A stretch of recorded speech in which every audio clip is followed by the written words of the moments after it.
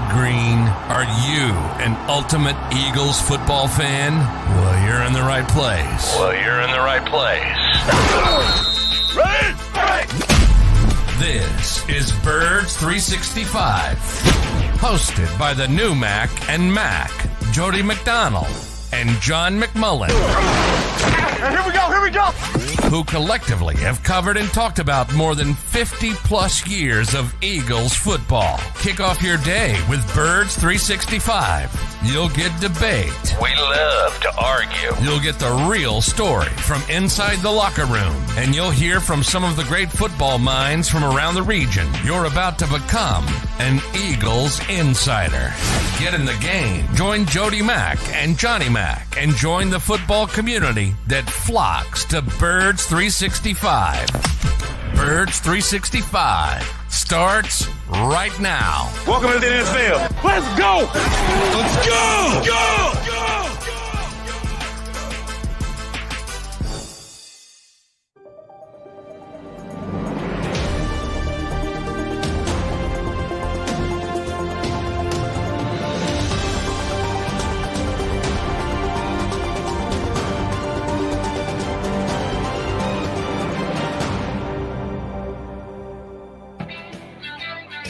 Yeah, Thursday morning, Birds 365. I'm going to do my best, Jody Mack. Do me a favor and hang with us for the next 2 hours.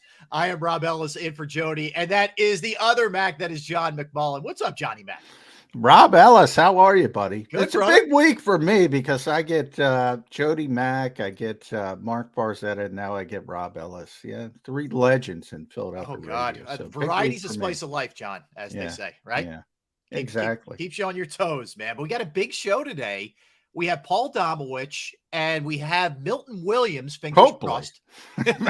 Hopefully. Yeah, John, just inside baseball here for a minute. So we're inside football, if you will, or Birds, whatever. No, I use inside baseball all the time. Yeah. So you sometimes you book guys or guys, agents or PR folks will reach out to you and, hey, yeah, great. Let's go. And let's do this thing. And sometimes you don't necessarily get the follow-up confirmation that you're hoping for.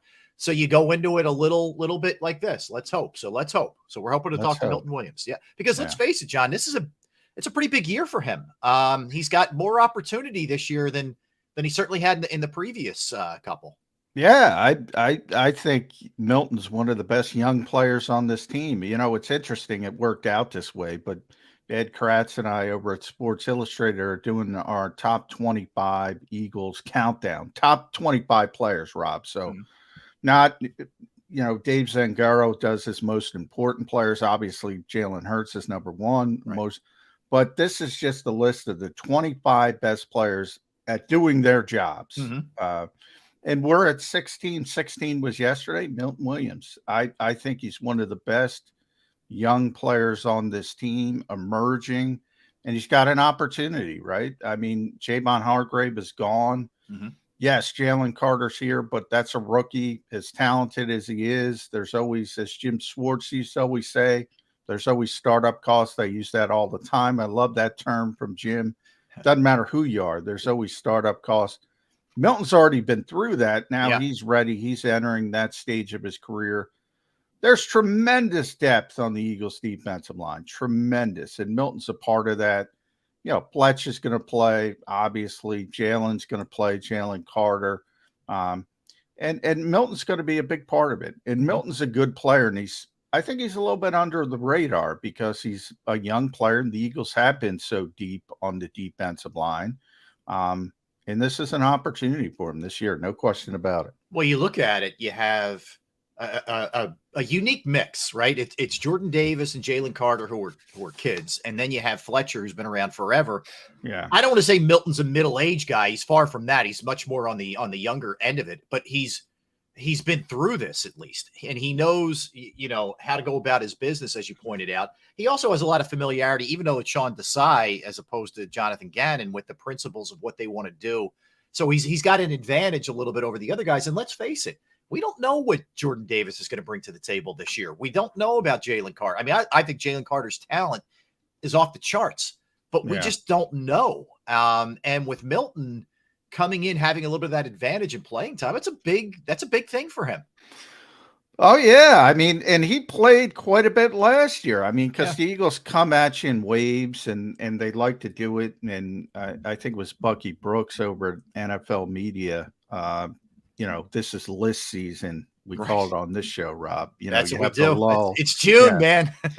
It is, and everybody comes out with their list, and Bucky's list, and it was an interesting list. He was grading the positional groups around the NFL. So in other words, he was grading the best positional groups. Could be the running back group in one city. Could be the offensive line here in Philadelphia. Yeah. But number one overall was the Eagles' defensive line, not the offensive line.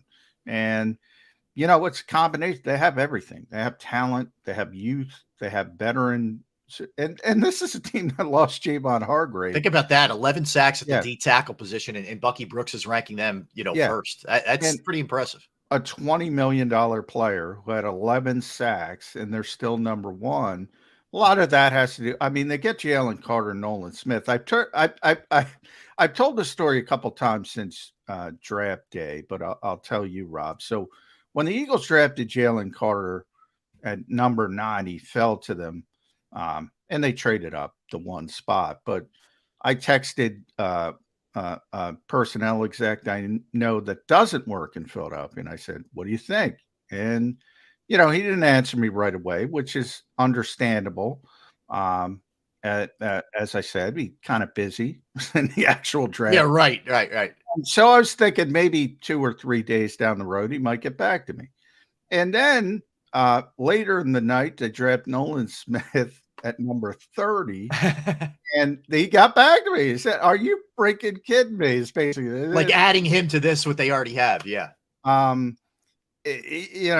talent on that defensive line, I'm including the edge rushers, so the Hassan Reddicks of the world, who, you can label him what you want, but he's an edge rusher.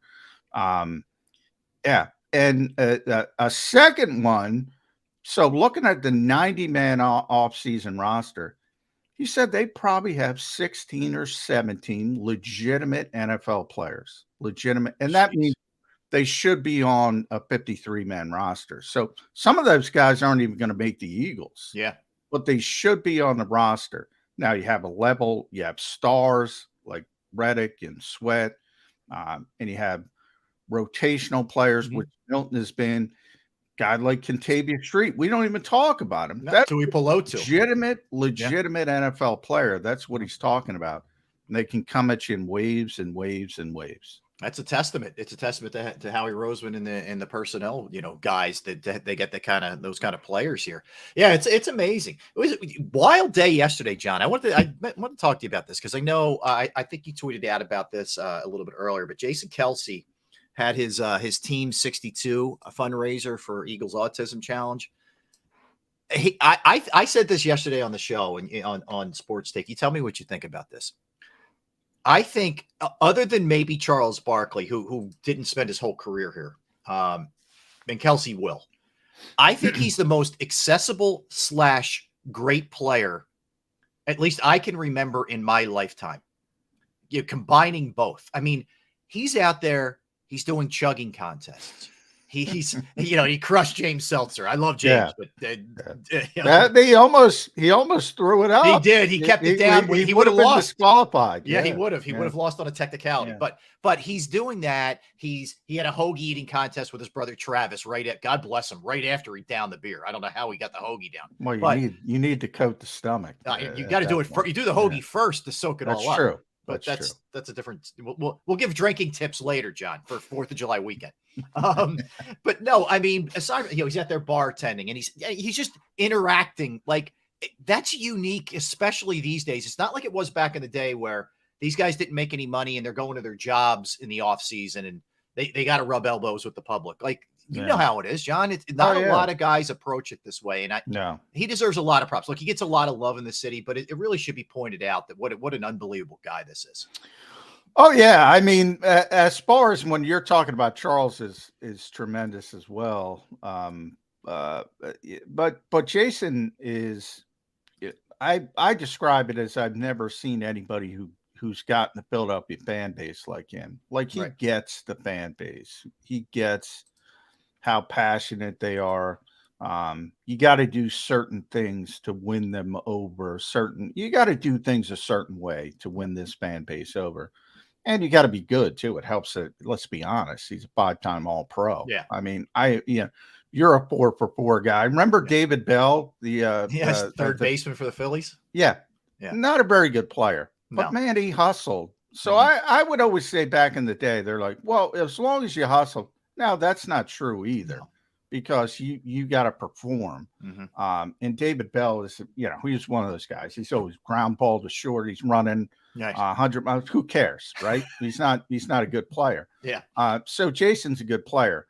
So I do think, to be honest, that's something that it's the combo of great and accessible. Yeah, it's that exactly. Combo. Yeah. So that, because Nate Gary's a probably better example for Eagles fans can't stand the guy. The coaching staff at the time loved him. You know why they loved him, Rob? Because he played an entire season with a sports hernia in incredible pain. That's tough. They didn't have another option. So Jim Schwartz loved him. Ken Flajole loved him. I would point this out to the fan base. They would attack me. I'm just telling you. I'm just telling you why you they get a sports love him. hernia defending him. Yes, yeah, I know. So it's part of that. He's just a really good player. And then he gets the fan base as well. So there's never been, in my maybe you can come up with a name you gave Charles. There's nobody that can combine the two like Jason. No. There's many stars on this team. This team is loaded. Yeah. And Jason's trying to bring them all along. How many guys were there? Fletcher was there. Brandon was there. Now, Brandon's great at it too. It's so ironic. You have this core 4. Brandon, Lane gets it. Dallas Goddard was there. Yep. Jordan Mailata's been there in the past. A guy who was another example, John, is Connor Barwin. He wasn't to the level of Kelsey, but he was there yesterday too, front office member. But he was an example, always doing stuff in the community and accessible and all that too. Yeah.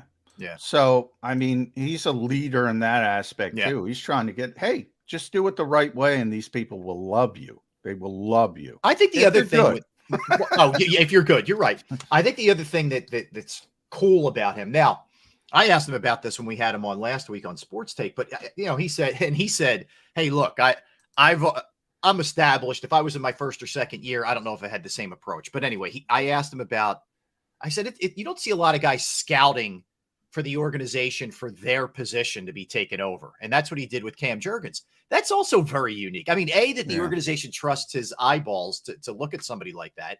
B, that he's willing to do it and suggest, this guy reminds me of me, so you should draft him and he could take my job someday. It's I will. And, Jason's talked about this with me in the past. He's like, people overrate that. I mean, if Stout didn't like him, they weren't drafting him. I get that, but still. But, I mean, and he understands. And I think it might have been on your show when you guys had him, when D Gunn and you had him. And he kind of mentioned there were two things that stuck out to me about Jason. First, when people ask him about the Super Bowl and the field and the officials, I love the way he takes it. He's like, that's not, and if you're a competitor, you're devaluing yourself by making excuses. It was a I great love answer. that. I love that answer. And then the second part is when it came to the heir apparent. And by the way, Cam Jurgens is like the third one. It was Isaac. It was Landon. Now it's Cam Jurgens. Who knows? We might be another 3 heir apparents by the time it's over. He's obviously comfortable. Yeah. Because he understands what he's done for this organization. So the comfort factor helps. Yeah. But he mentioned, look, you can do it one of two ways. It's unique. Most of us, Rob, you don't have to, they don't tell you, oh, by the way, train your replacement. They do that in professional sports. We just get whacked, John. They don't. Exactly. It's don't like even a mob get to hit. say goodbye. No, it's like a mob hit. You get your car and it's like Ray Liotta and Goodfellas. Exactly. It's the cops. If it were, you just get whacked. You wouldn't hear it coming. Yep. You don't even get to say goodbye. In the case of pro athletes, and you've seen it with quarterbacks that time, Brett Favre in Green Bay, with Aaron Rodgers in Green Bay with Jordan Love. Those guys don't want to mentor their eventual replacement. Yeah. Jason's like, you might as well. It's not going to end well for you. Yeah, You're not going to look good. Yeah. It's going to happen. So I love that mindset as well. But those two answers he gave you guys, the Super Bowl stuff, look, don't devalue yourself as a player. And that answer about mentoring young players. And he had so many guys mentoring him. He brings up Howard Mudd all the time. People forget about Howard. Mm-hmm. You know, Howard was on board with Jason Kelce from his rookie season. The jump. Yeah. Howie tells that story all the time. Howard Mudd told him he's going to be a starter and the leader of your team. Yeah. And Howie's like, what do you mean? Week one? Well, Howie was just happy that Howard Mudd was telling. He thought initially he was going to say, hey, this guy will make your team. And he was like, no. Not make the team. That's your starter right there. And Howie's like, what? Yeah. Pretty funny, man. That is funny. All right, let's get a timeout. Let's come back. We'll talk to Paul Domowitch a little bit later. We're going to have Milton Williams, hoping that he's going to be joining us, Eagles defensive tackle. But we got a lot more in store for you. And again, you check out all of Damo's work, JAKIBsports.com. So let's hit it, John. Let's come back and we'll talk to Paul Domowitch, who has covered this team for, I think, close to 4 decades. But we'll get the confirmation on that when we come back. Don't go anywhere. That's John McMullen. I am Rob Ellis in for my guy, Jody Mack. We are Birds 365. Right back. Do you stream on a Roku, Fire Stick, Google TV, or Apple TV? Now you can watch 6ABC 24/7 with the 6ABC Philadelphia streaming app. And the big story on Action News? Search 6ABC Philadelphia and start streaming today. Go to get your game on. Go for the beers. Go for the cheers. Go for the hit and the hits. Go for the stakes and the stakes. Go to get your parlay on. Go to get your party on. Go for the scene. Go for the screens. Go for the gallery. Go for the win. Go to Ocean. Visit theoceanac.com to plan your visit. The greatest fans on earth. It's a bold statement, but would you expect anything less from Philadelphia? 58 years of heartache creates a toughness, a grit, a resolve not found in most. Sure, our prayers were answered, but now that we've had a taste, we're looking for more. Pondley Hockey, official partner of the Philadelphia Eagles.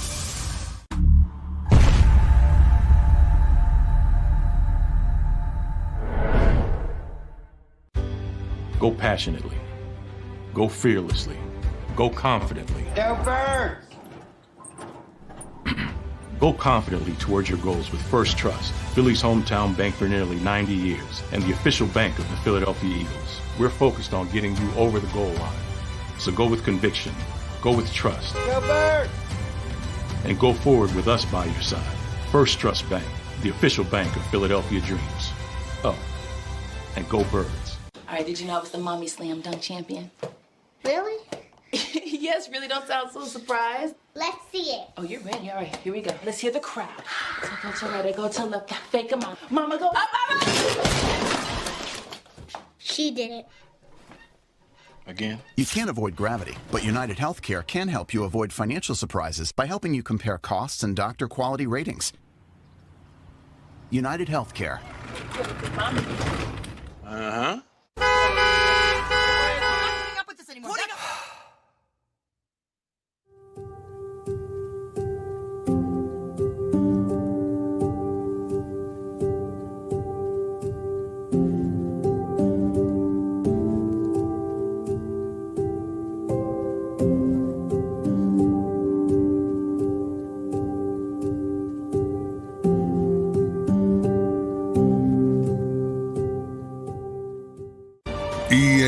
EAGLES, Eagles.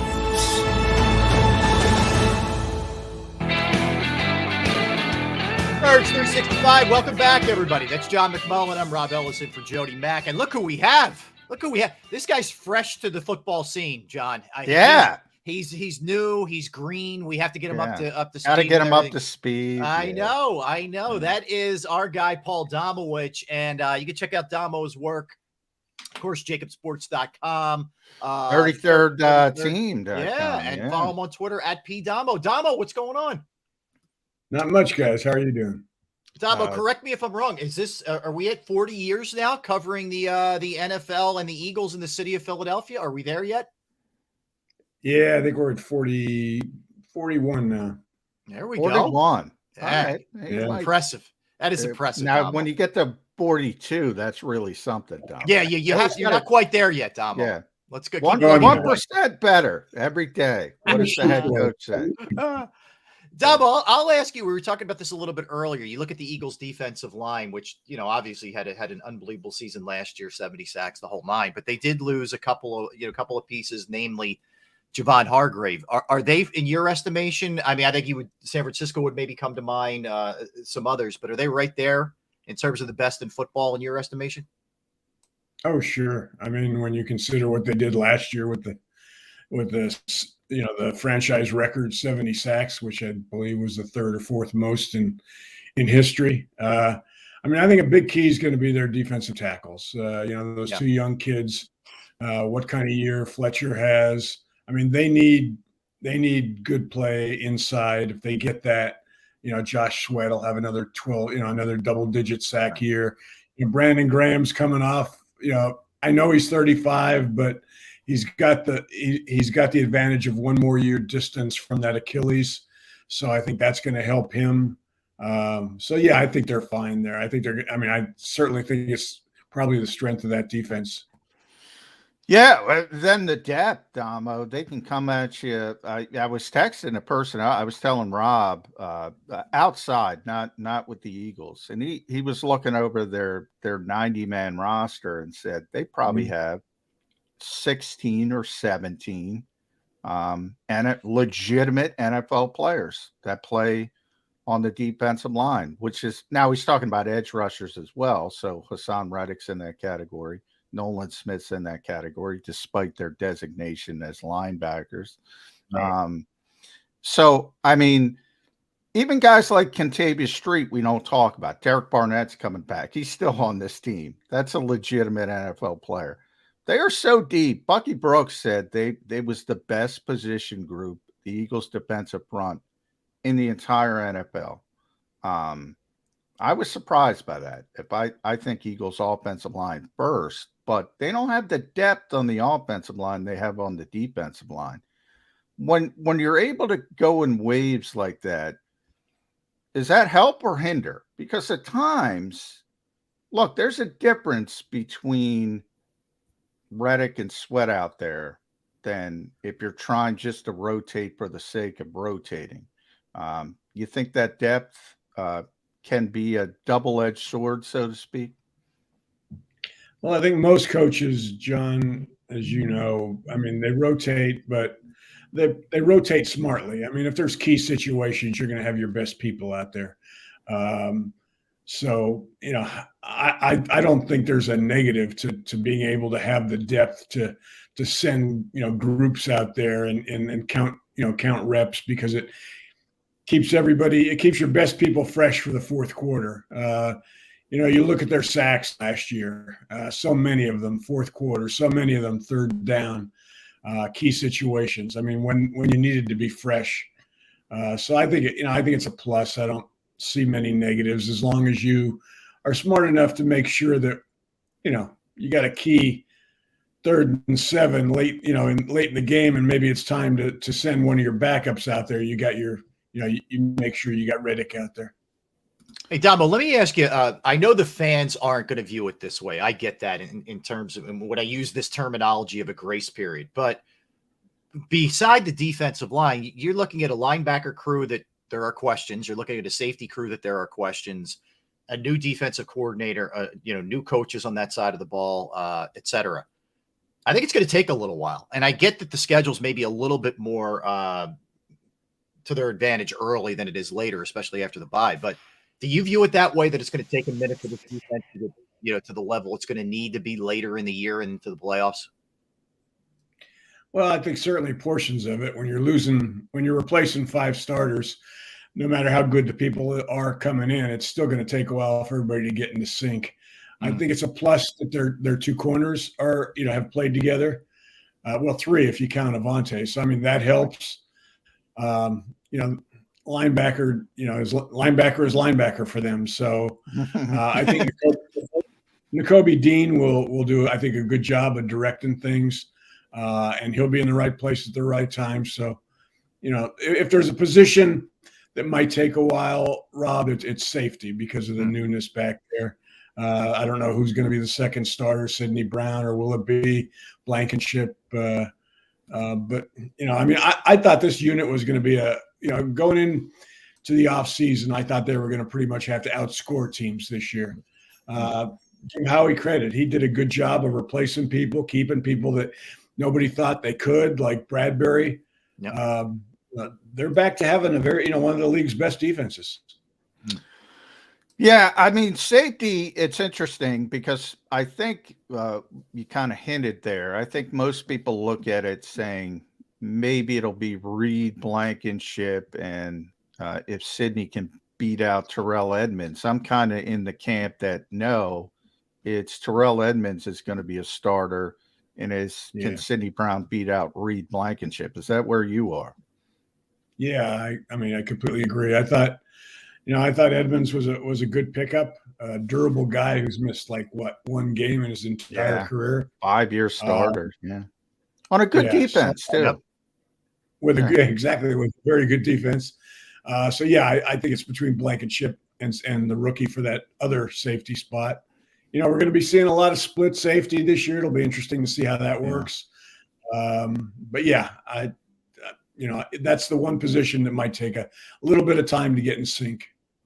Damo, how real a threat are the Cowboys? We know they played very well against the Eagles. They put 12 wins last year. The Eagles had the 14 wins. They made some moves. They get Gilmore. They had Brandon Cooks. The big move there, also the shift to McCarthy taking over the play calling, et cetera. How real a threat do you think they are? Because they always seem to be good on paper. They're kind of like the 76ers of the NFL. And then, when it gets real, something happens there. What do you think about that? Oh, that's an insult. Nicely done, Rob. Thank you. I knew I'd work a Sixers thing at the Birds 365. Yes. I do it every day. You look at them every preseason, they look like a team that's going to compete for the Super Bowl.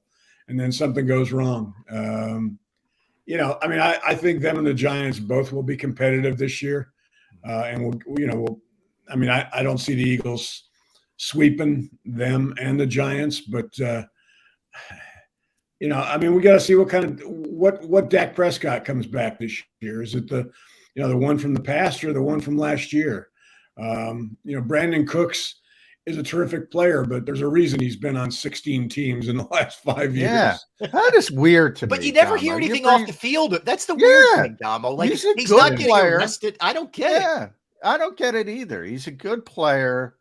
He doesn't get in trouble. And everybody's looking to trade the guy at all the times. He's like, I don't know. Maybe it's like Tobias Harris. I'll go Rob's route. That's nice. Crumble cookie. Good work out of you. Yes. Yeah. He's an assassin. Yeah. He's a good player, but he's not a great player. Maybe he gets paid and people think they're going to get it. I can't figure out Brandon Cooks, but he's an upgrade for the Cowboys. I will say that. And same with Stephon Gilmore. Those were their 2 big issues. They didn't have that second receiver behind CD Lamb. Michael Gallup was still coming back from the ACL. They really struggled when their corner got hurt. I forget who it was, but their second corner got hurt after Trayvon Diggs. Now they have Stephon Gilmore, and who's aging, but he knows how to play, Damo. And Brandon Cooks is a good player. On paper, they're a better team. Yeah. One thing that I'm curious about is, they cut Zeke. Tony Pollard's never had more than 200 carries in a season. So they're going to have to, I don't know how they're going to split carries there. Hell, they may even re-sign Zeke here at the, if he doesn't sign with somebody else, because there's not a lot of interest in him. So maybe he's starting to realize his price isn't what he thought it was. And Dallas would be the best spot for him. I think if they get him back, or they get somebody that can really be a short yardage plus for them, like Zeke was last year, it's certainly going to make them more difficult because, last year, 3rd and 1 was automatic for the Cowboys. Right. Yeah. I'm very curious year 2 under Dable what the Giants look like. Daniel Jones gets his contract. Yeah. We know things are still up in the air for Saquon. They add some weapons. Waller comes in there.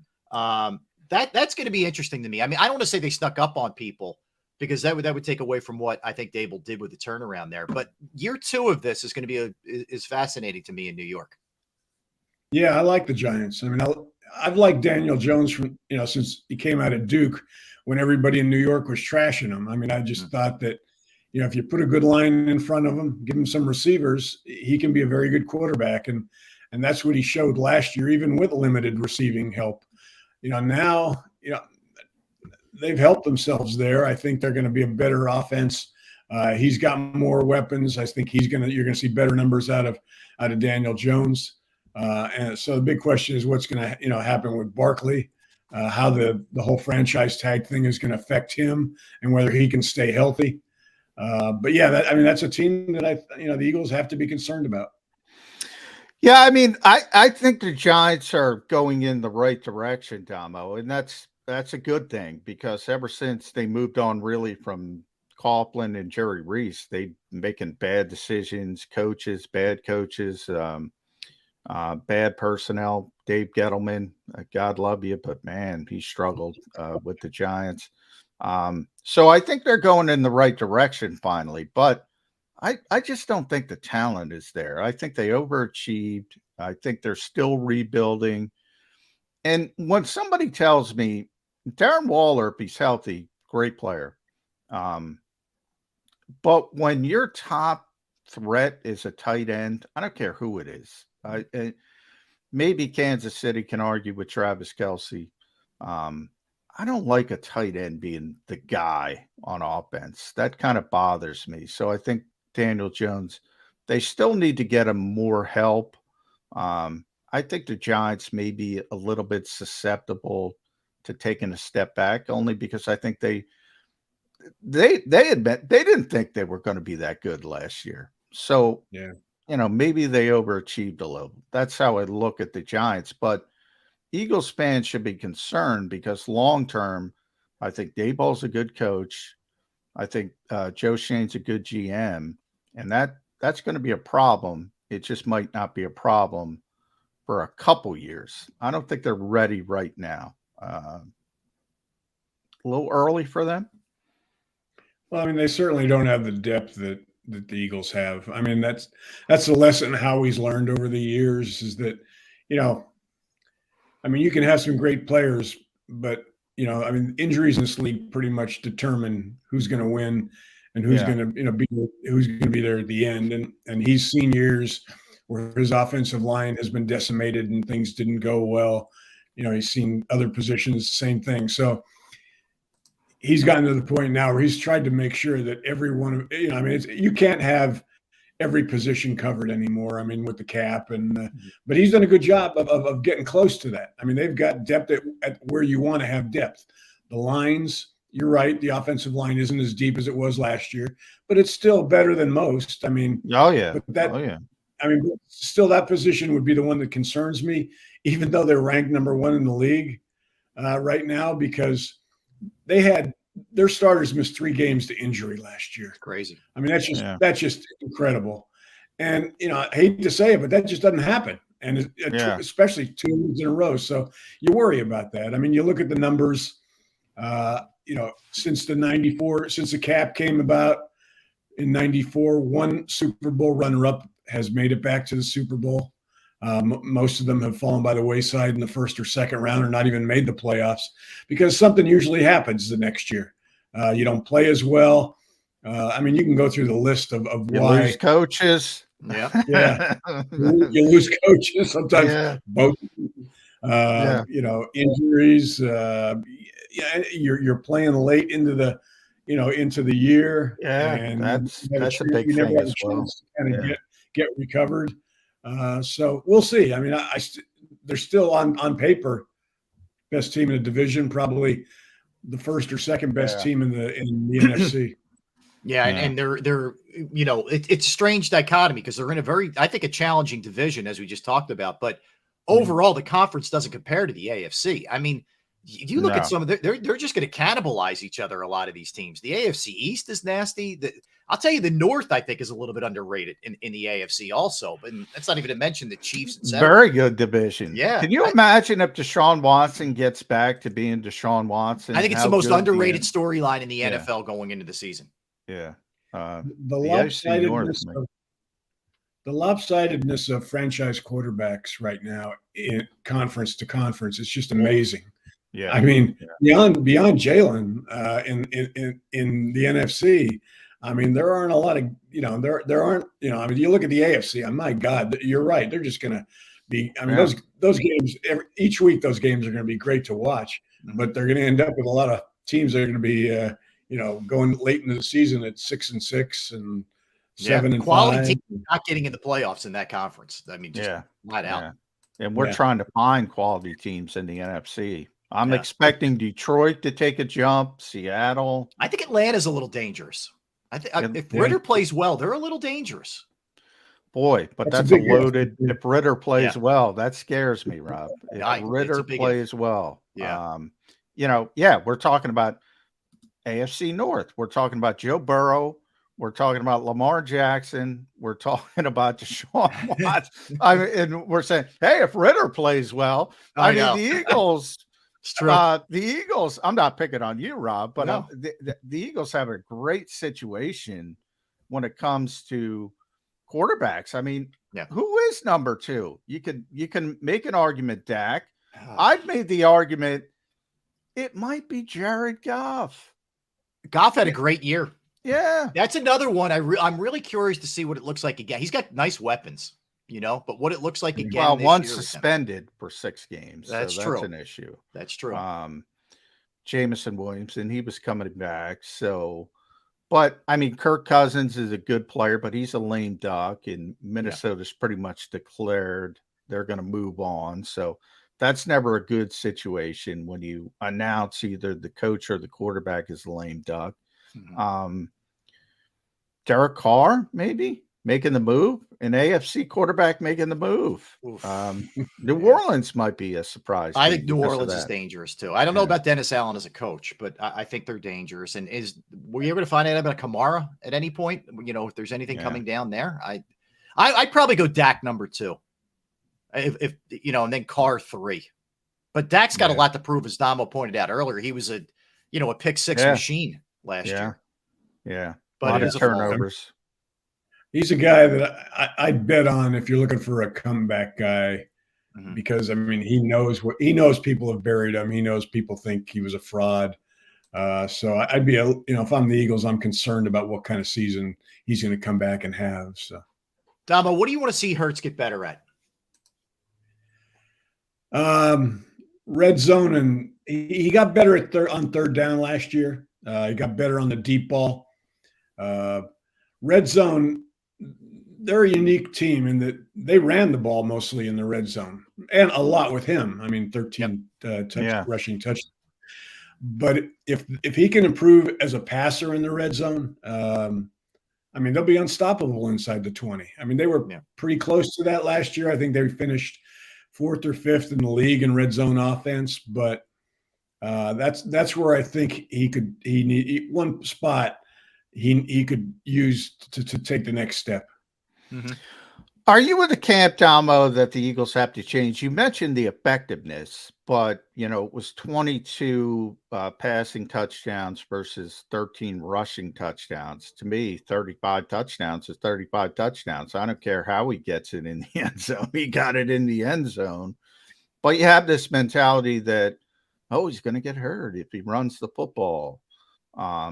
Nick's on record saying we're not paying him more to do less. And when you run an RPO based offense, it's basically up to what the defense does, whether he's going to run the football or not. They're not necessarily designed run calls. So Shane Steichen, in between F-bombs, used to tell me this all the time. behind the scenes, Damo. Not a lot of called design run plays for Jalen Hurts in this offense. And I think the perception is that there were.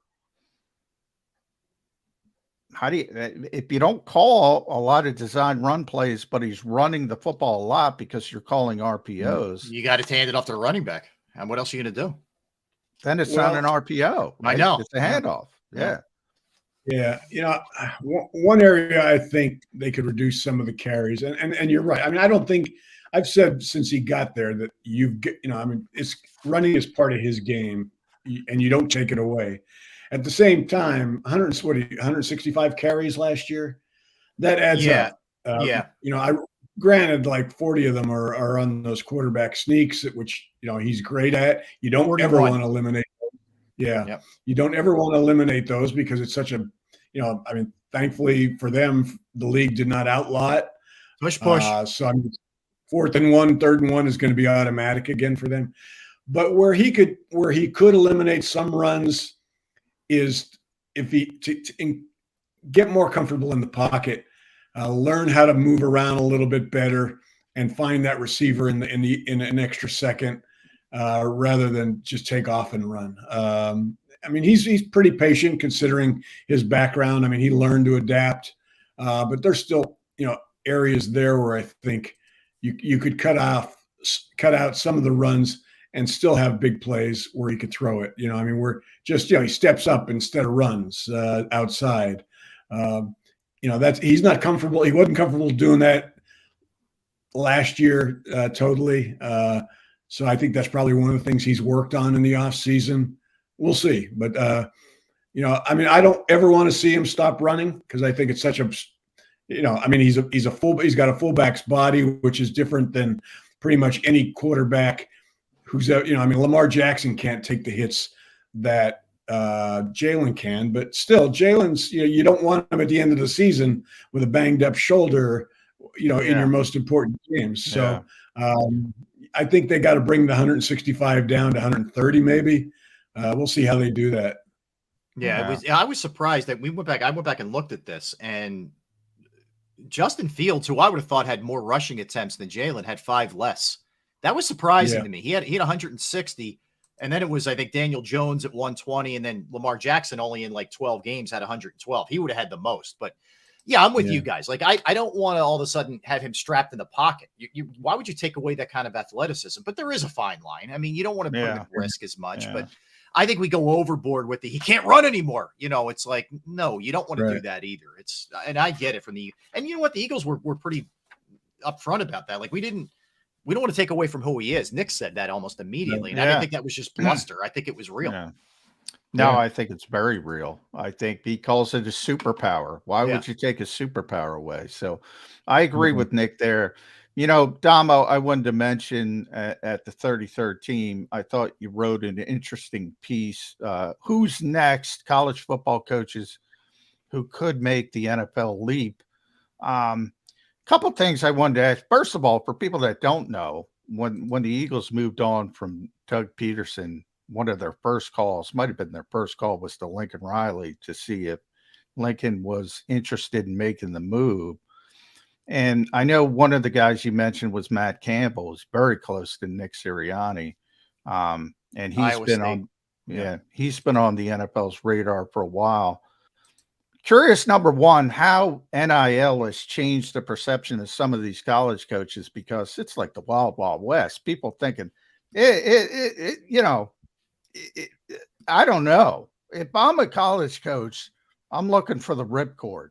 Maybe not Nick Saban, who's already, you know, he knows how good it is at Alabama compared to how difficult it is at the NFL when everybody's got the even playing field. How has that changed the perception of these high-profile college coaches and maybe looking to make that leap?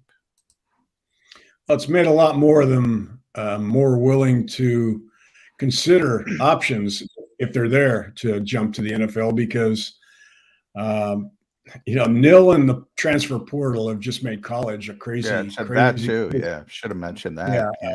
You know, if you're a Matt Campbell, you're already not getting 5-star recruits because of this program you have. He trying to, you got guys, if they're not happy with you one day, they're in the transfer portal the next. It's true. You got to have the boosters. I saw yesterday where some quarterback, I can't remember who recruited him, but he just signed a deal.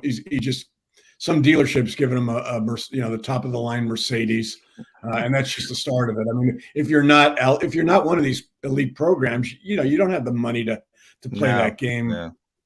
So it's just very uneven. It's more aggravation than these guys ever thought they would have when they got into college coaching. So the problem is, on the other side of the fence, not many college coaches have been successful. I mean, Harbaugh has when he came to the 49ers. So that's kind of made some teams a little bit reluctant to consider college coaches, especially if they haven't had any NFL experience in their background. But there are Chip, you were around Chip for years. Now, hey,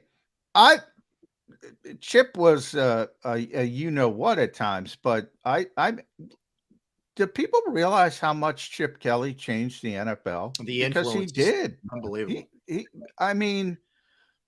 whole league basically plays like Chip did now. Now he didn't. Yeah. I don't think Chip had that sort of filter, Damo, in that look. It's not 22-year-olds. Like, he was dealing with Jason Peters. You can't run him into the ground with tempo. And I think Bill Belichick did a great job, who loved Chip Kelly, by the way. He did a great job filtering what Chip did well with tempo and Tom Brady.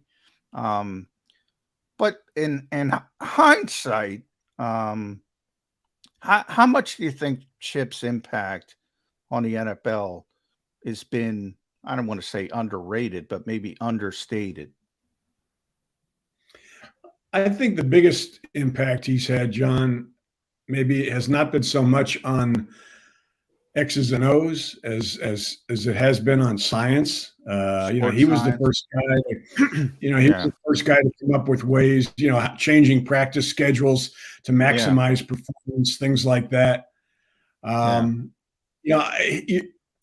the field, he couldn't find moderation. I remember talking to Lane Johnson after Chip got fired, and I never saw Lane happier. Before that, Lane had never uttered a bad word about Chip Kelly. After Chip left, he just let go. Talking about how he was just killing, shortening careers, killing offensive linemen with that system. But by the same token, for 2 years they were 10-6. Chip Kelly's problem was not that he couldn't win games with, it was that he couldn't communicate with people. Getting back to his biggest impact, I think it was actually sports science. I think so. I think it was two things. He didn't get along with people, and that's part of the job. And big part. Maybe not understanding that you do have to tamper it back every once in a while. And that was it. But you're right. There's still a massive influence to this day. All the stuff that people still scream about with the sports science and the maintenance days. And Chip was way ahead of his time with that kind. It's a shame he couldn't understand the other part. He just alienated had no too many filter. He couldn't see the bad stuff and just try to filter that out. Yep. And that's why I brought up Bill, because Bill, loved the tempo aspect of Chip Kelly. He used to invite him before he became a coach. He used to invite him to pick his mind. But Chip was like, go, go, go, go, go, go, never stop. Yeah. And Bill's like, well, no, we only got 53 players. And when you have a 2-touchdown lead, and you have a quarterback that can milk the clock, then you kind of pull back. You have the dampener switch, whatever you want to call it.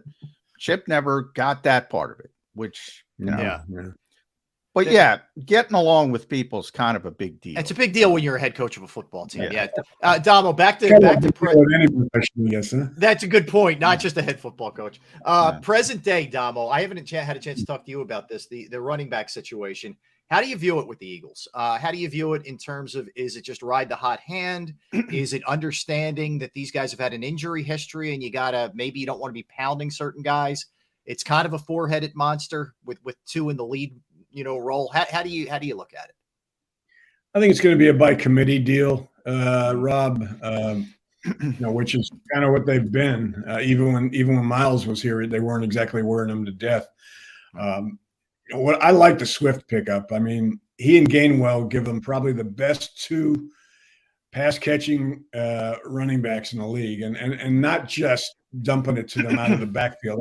About with Gainwell, you've got a guy that can run wide receiver routes. You can do anything with him. So I'm going to be interested to see, how Nick uses these guys, how Brian Johnson uses these guys. But I think pretty much we're going to see a cycling here with those two and Boston Scott in he'll have his role. It won't be as a third down back, I don't think, but he'll be there when the Giants when the Giants show up. Yeah, that's right. Break glass in case of that's the it. Giants. He's ready. Yeah. He's ready. Yeah. Boston Scott. Swift is interesting. Last one from me. Make sure you follow Paul on Twitter at PDamo. You can read him at the 33rd team. Does a tremendous job there. We just mentioned his piece on college coaches in season, jakibsports.com. WBCB. I always got to get that right. Merrill Station. Yes. Does work there as well. You're everywhere, man. It's incredible. Yeah. Prolific. Retired. Damo never retired. Author to be as well. I'll throw that in there. With Swift, though, Damo, and you mentioned the receiving ability, and I'm with you. Like, if Swift and Gainwell were on the Chargers, like Austin Eckler, and you had the more traditional quarterback like Justin Herbert, I think they'd already be like, 70, 80 catch guys. Swift has already caught 60 in Detroit. So he's already done it. I don't think that part of it is as important in this offense because Jalen's not going to dump the football off. He's not dumping it off to the back because he's going to go get more than the back is going to get. However, I think more design plays, and one thing they did in the spring, Damo, was when they went to those empty sets and still throwing those stupid bubble screens to the receivers, they were throwing it to DeAndre Swift. I like that because those bubble screens, you got to make that first guy miss, and a running back can do that.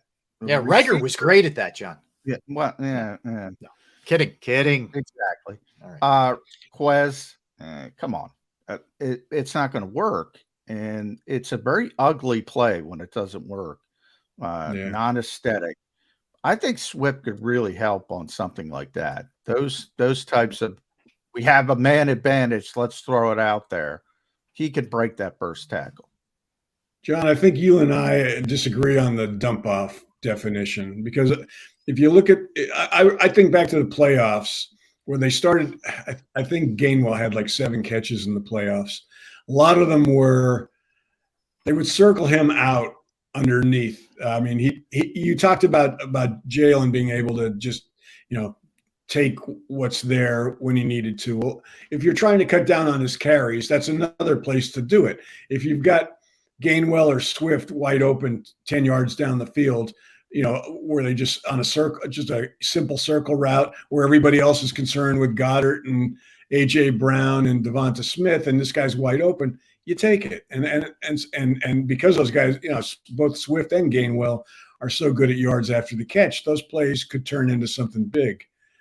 So I mean, that's why I think getting Swift and using Gainwell more this year in a pass catching role are going to be so vital to that offense.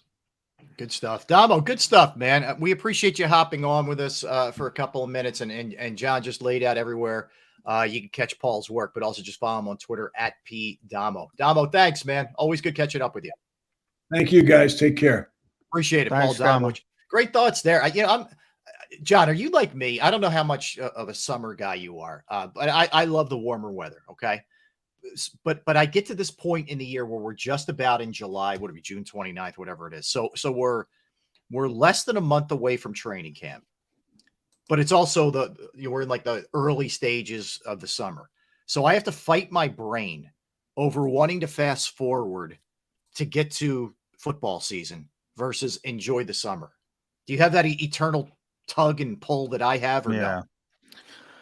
Not to that degree, because I got to cover the team on a daily basis. So your work's going to get cranked up. It's going to get cranked up. But, I'm kind of to the point where we just talked about with Chip changing practice schedules and all that kind of stuff. Boy, training camp is not as exciting as it once was. Yeah. Like, I have a tough time taking any of it seriously. I got to ramp up taking it seriously. Right. Because they practice so little. And it's all about, let's be honest, it's about getting to week one as healthy as possible. And I get it. I get why they do that. And then you sort of play your way into shape, for the lack of a better phrase. And the Eagles have some veteran players, the core four, so to speak. Jason Kelce doesn't need training camp. No. Now, on the other hand, it's really important for the younger players. One we're hoping to get, and we're not going to get, Milton Williams. We have to talk about that. We'll let the folks know in a second. Yeah. But and we're going to get Zach McPherson tomorrow. So hopefully that makes up for it. But so I'm kind of torn is what I'm trying to say, Rob. Yeah. I don't think it's important for the veteran players, the Kelce's of the world, the Fletches, BG. They're going to be ready. Right. They know what it takes. They're professionals. But it is really important for the younger players. And this is a team that is trying to serve those two masters. So how do you get work in for Jalen Carter and keep everybody as fresh as possible? Well, the veteran players, you're going to have a ton of maintenance days that we saw last year. You're going to have these big injury lists. It cracked me up every time. During the season, we would have these massive injury lists on whether it was Wednesday or Thursday, the Eagles would decry it as maintenance day. Right. And no matter what, people would get scared. And you would say, this is just how they do business. This is maintenance. This is how you get through this season. So, and then, Rob, you have this one cut. It's not, back in the day, you used to have those increments. You cut from 90 to 85. Yeah.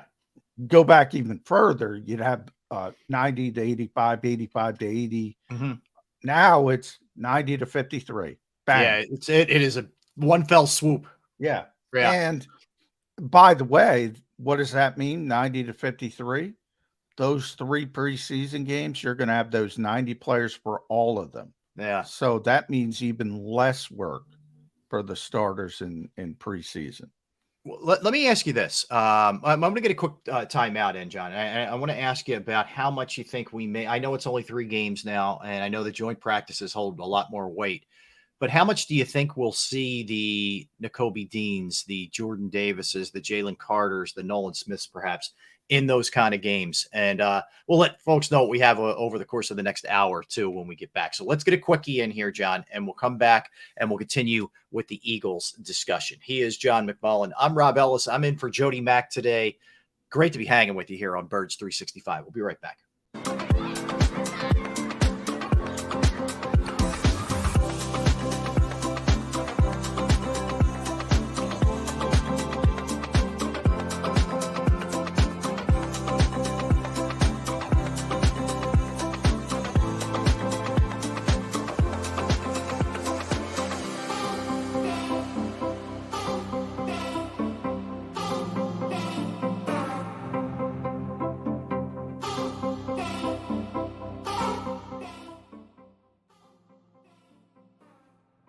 Heading down the shore, have a ball once more. Here, imaginations run wild and time stands still. Because here, you can find the best of the Jersey Shore all on one 5-mile island. So leave the old you behind and get lost in the woods. Wild, wild, wildwood days.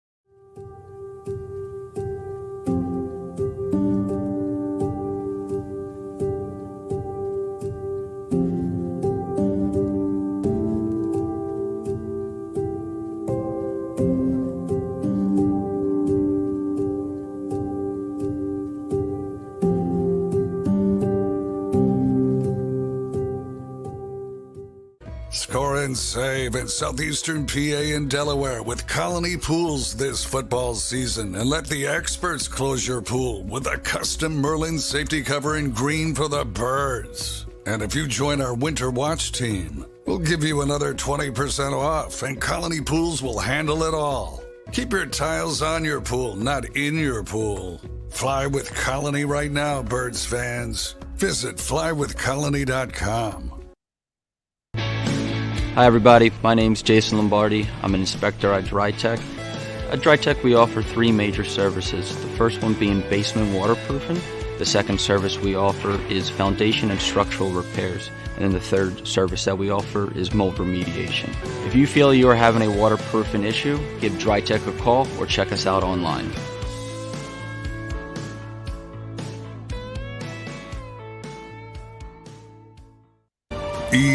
EAGLES, Eagles.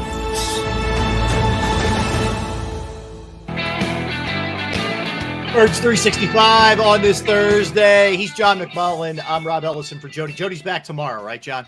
Yes, the schedule. We're all day to day, Rob. We're all day. That's That is correct, and we take it one day at a time. We can't be looking too far No. ahead, but we will look ahead in this sense. So unfortunately, no Milton Williams. They changed up his training schedule, so he's not going to be able to make the show today. But as you mentioned, you will have Zach McPherson tomorrow, so you get a chance to talk to him. He's a guy who kind of goes under the radar, John, but we don't talk much about. And maybe he'll get an increased role this year. You never quite know. That should be interesting. What are your expectations of him this upcoming season? Well, Zach is interesting because remember his first 2 years, this will be his third season. He was the top backup outside corner. So, one of the problems for Zach was Darius Slay, we talked about health, stayed healthy both seasons for the most part. When he had a couple concussions in game or concussion scares, and he got to play a little bit. And then remember, 2 years ago was Steve Nelson showed up 2 days before camp, played every single game, Rob.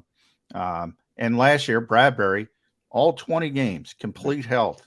So Zach never got the opportunity to get a lot of playing time. And, it's good. It's good that the Eagles stayed healthy. Not great for Zach. He didn't get to show up what he can do. But I think the interesting part this year is on paper, at least, the Eagles added some significant depth outside the numbers, outside cornerbacks. Starts with Calais Ringo, the rookie 4th-round pick, who's a natural sort of outside corner. And Greedy Williams, who was, for people that don't know, a one-time second-round pick in Cleveland, has talent, and we'll see how he can do. And that enabled the Eagles to bump Zach McPherson inside as the top backup slot corner to Avonte Maddox. For me, Rob, I always thought that was his natural position. From the moment I saw Zach, he looked like a slot corner to me. And maybe that helps him. And Avonte's had some injury issues, unlike the outside corners. So maybe he gets a chance to play. You don't necessarily want that, right? Because you have 3 very good starting corners. But I think the added depth on the outside allows them to put Zach in his more natural position. And, we saw that last year with Josiah Scott. They had some issues. I think Zach will be able to do that job a lot better, and we'll see how it works out. Now, the reason I want to mention this real quick, because it's this Saturday, July 1st in South Jersey, my neck of the woods, Voorhees. Milton Williams and Zach are doing this 7-on-7 football tournament, trying to give back to the community. So that's going to be at Eastern High School in South Jersey. So just wanted to drop that. No, awesome. Yeah. Stop on out, please. So before the break, I mentioned, wanted to bounce this off you. So, we know the NFL's down to 3 preseason games, and this year it'll be August 12th at Baltimore. Then they're home against Cleveland on the 17th, and then home against the Colts on the 24th. But there's also the joint practices as well. Because the Eagles either have some rookies who could get time, it's very different than last year where you had a lot more depth. A couple of rookies who could get time, Jalen Carter, Nolan Smith, Ringo, who you mentioned, who's still not signed, right? He still is the only Eagle. Yeah. No, but the fans, real not quick, a big deal. Don't worry about that. Yeah. Please don't worry about that. That's just, the new CBA, it's not even new anymore, but the current CBA, rookie holdouts do not exist anymore for the most part, and certainly not for 4-rounders. Now, there's a couple sort of bubble areas, 2nd round picks, usually top of the 2nd round, top of the 4th round, where you can argue over things like offset language and bonus payouts. And then people go on vacation, right? So if it doesn't get done before the lull that we're in now, like Eagles are on vacation. Right. A couple of years ago, Landon Dickerson, I went through this. People, when is Landon? He signed, I think, 2 days before, maybe 3 days before camp. Nobody's holding out. Calais Ringo's going to be in. Don't worry about it. It's just bookkeeping. Don't worry about it. Okay. That's all I could say. All right. So the question I have for you is, between the joint practices, which hold a lot more weight, it seems like these days, than the actual games, but will we see some of these guys, even the Nakobe Deans, who is penciled as a starter for sure, or are they going to look at it like, nope, he's our starting linebacker, and we got to get this guy to week 1 against New England? You are not going to see them in these preseason games. Yeah, I would think, especially Nakobe, to use that example, you are not going to see him. I mean, I when we were talking about this leading into the 2021 season, I always have to think Jalen's first year as a starter, full-time starter. The thought was, well, you need to get this guy some reps, don't you? Mm-hmm. And they treated him like, 10-year starter, right? In bubble wrap, whole 9 yards. When you talk about Nakobe, not only do you have the fact that he's going to be a starter, but you don't have much depth at all behind him. Mm-hmm. So that factors in as well. I can imagine that they would do anything other than treat Nakobe Dean as Ray Lewis in his prime. I mean, they got nothing else. So no, he's not going to get reps for the sake of getting reps in meaningless preseason games. I think it's more interesting with players, maybe a Jalen Carter, because they have so much depth at on the defensive line that we're talking about, conditioning as well. I should have brought that up with Damo. We were talking about the depth, and I'll throw it, sound it off you, Rob, and the fact that if there's one thing about those Georgia guys, and Baldy was talking about this, I think, on Ross Tucker's show, they don't play more than 4 plays in a row, ever, because they're so deep. And Damo was talking about the transfer portal, and they got to make these guys happy. Like Nolan Smith was a 5-star recruit. He was one of the top recruits in the country. If he's not playing, he's going to go transfer to insert name. Yeah. They have to make everyone happy. So Jordan Davis, Jalen Carter, Nolan Smith, they don't play a lot. They didn't play a lot at the college level. So if you're saying, oh, you got to play 60 reps, Jalen Carter's not going to be ready to play 60 reps. And that's going to need a ramp up period. So maybe because of that conditioning aspect, you get him a little more. Maybe. Well, it's funny. I had a conversation with a guy who coaches high school in my area. I don't want to say what school, but he said they're even experiencing that now. Whereas a freshman, I'm talking about playing varsity, who would have to earn their dues. They probably wouldn't get any time till their sophomore or freshman year. They get him a couple of touches on the varsity level, so they don't transfer. Like that's where we're at this point, even in high school. It's gotten to that point. But is there? I guess back to the Georgia thing. Look, it's a great thing if you're Georgia, right? And you're Kirby Smart. It's a great thing. But is that something that should concern you a little bit if you're an NFL team? That yes, these guys are hell of an they're unbelievable athletes, but they haven't played a ton. Is that would that worry you at all? A little bit, because I hear this and I'm really high on Jalen Carter. I think I am too. I think he's going to be in the Defensive Rookie of the Year conversation. Yeah, I mean, I think this is the most talented player the Eagles have gotten in the draft, and you got to go back a long way. We went back to Lane Johnson, even Lane. This is arguably if he didn't have the off the field issues, this is probably the number one pick in the draft. And when you're a Super Bowl team and you get a number one level talent, that doesn't happen too often. Mm-hmm. So really excited about what Jalen Carter can bring to this defense. But I go back to last year, and I go back to last year because Georgia had 5 players in the first round of the draft. And I'm talking about 2022, starting with Trayvon Walker, number 1 overall. Good player, not great. Didn't, Aiden Hutchinson was better. There was that debate, should you take Hutchinson or Trayvon Walker? Hutchinson was better. And it wasn't particularly close. No.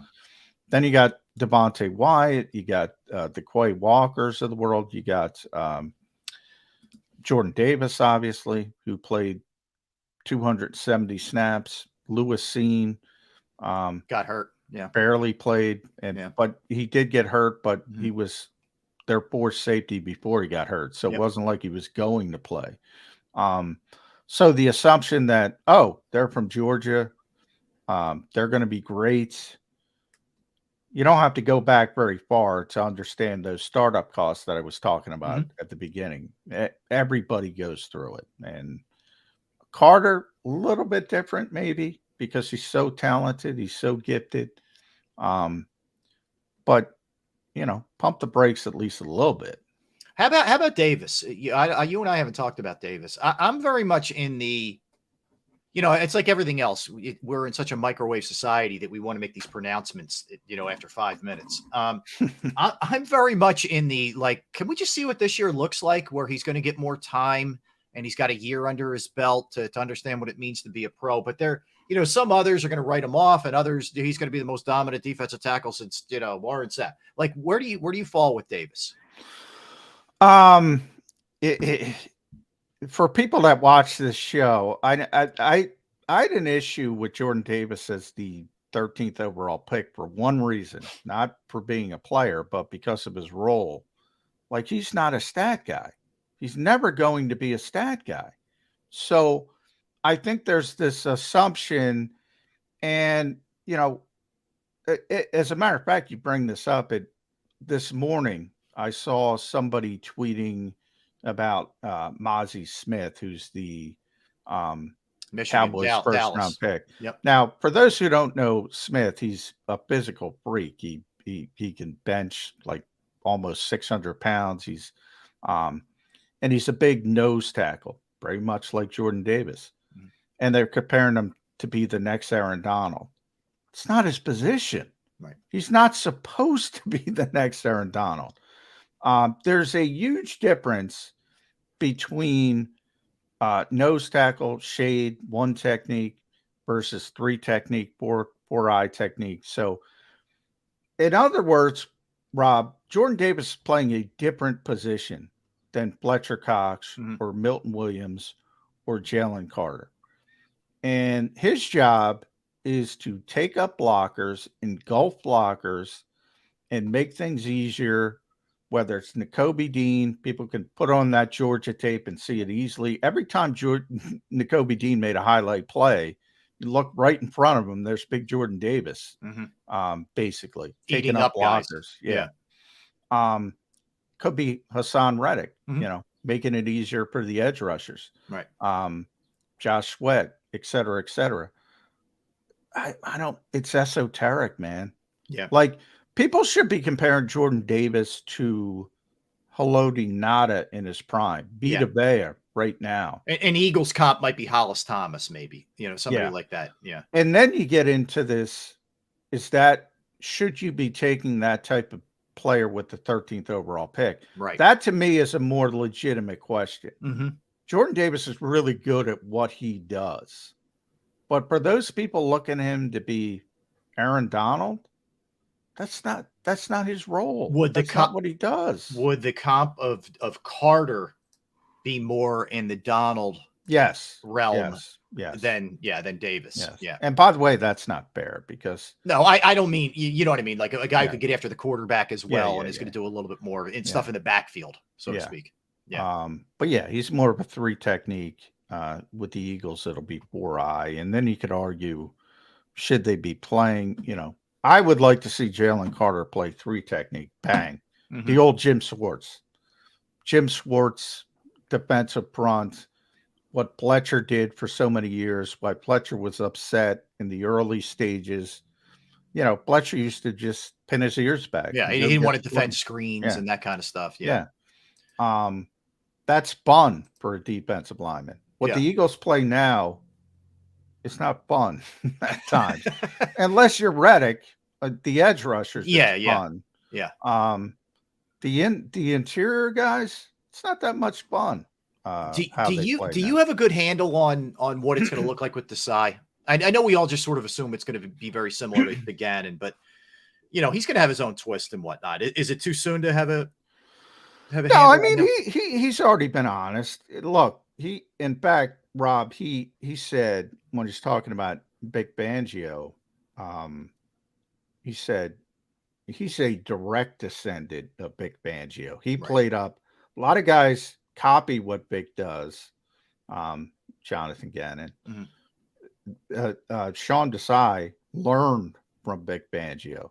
So yeah, I got a real good beat that he's using the same scheme, the same philosophy, but there's always differences in moments. Everybody's different. Right. The Eagles offense with Nick Sirianni calling plays versus the Eagles offense with Shane Steichen calling plays was different. The same offense, but they're different people. So in moments, they make different decisions. That's where it will differ in those short moments, but the philosophy same philosophy. That's why he's here. It's that's another thing I think it's just going to be so interesting. All right, let's sneak one in here, John. It'll be our final break of the show, and we're going to come back. And I want to ask you about record. They were 14-3 last year. We know the schedule, at least on paper right now, looks a little bit different, and there's some other circumstances at play. I want to ask you what record you think can win the NFC East. All right. So we'll discuss that when we come back. A lot more to do. That's for sure. Don't go anywhere. He's John McMullen. I'm Rob Ellis in for Jody Mack on this Thursday. Birds 365. Don't go anywhere. Do you stream on a Roku, Fire Stick, Google TV, or Apple TV? Now you can watch 6ABC 24/7 with the 6ABC Philadelphia streaming app. And the big story on Action News. Search 6ABC Philadelphia and start streaming today. Go to get your game on. Go for the beers. Go for the cheers. Go for the hit and the hits. Go for the stakes and the stakes. Go to get your parlay on. Go to get your party on. Go for the scene. Go for the screens. Go for the gallery. Go for the win. Go to Ocean. Visit theoceanac.com to plan your visit. The greatest fans on earth. It's a bold statement, but would you expect anything less from Philadelphia? 58 years of heartache creates a toughness, a grit, a resolve not found in most. Sure, our prayers were answered, but now that we've had a taste, we're looking for more. Pondley Hockey, official partner of the Philadelphia Eagles.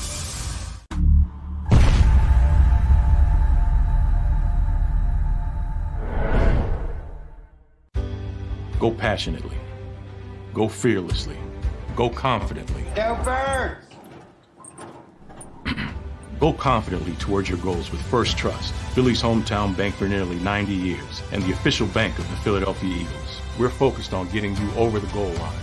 So go with conviction, go with trust, Go Birds! and go forward with us by your side. First Trust Bank, the official bank of Philadelphia Dreams. Oh, and go Birds. All right, did you know I was the mommy slam dunk champion? Really? Yes, really don't sound so surprised. Let's see it. Oh, you're ready. All right, here we go. Let's hear the crowd. So go to right, go to left, fake a mom. Mama, go up, mama! She did it. Again? You can't avoid gravity, but United Healthcare can help you avoid financial surprises by helping you compare costs and doctor quality ratings. United Healthcare. Uh-huh.